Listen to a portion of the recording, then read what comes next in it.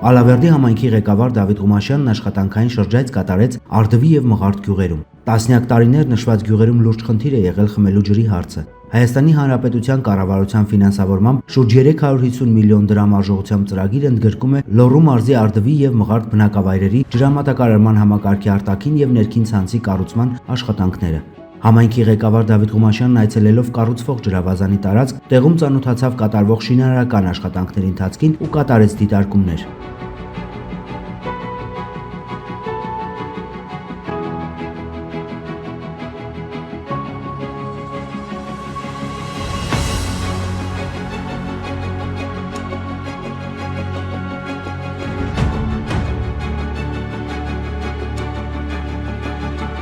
Մղարդում Հայաստանի Հանրապետության կառավարություն համայնք կառուցվում է 500 կՎտ դրվածքային հզորությամբ արևային կայան։ Շուրջ 1 հեկտար տարածք զբաղեցնող կայանին կից նախատեսվում է կառուցել նաև 10 կՎտ հզորությամբ ենթակայան եւ հսկիչ կետ։ Նախագծի արժեքը 145 միլիոն դրամ է, որի 30%-ը տրամադրվել է ՄԱԿ-ի զարգացման ծրագրի ու շվեդական միջազգային զարգացման գործակալության կողմից։ Համայնքի ղեկավարը իր գոհունակությունը հայտնեց կատարվող հսկայածավալ նախագծերի վերաբերյալ եւ հույս հայտնեց, որ աշխատանքները կկատարվեն սահմանված ժամկետներում։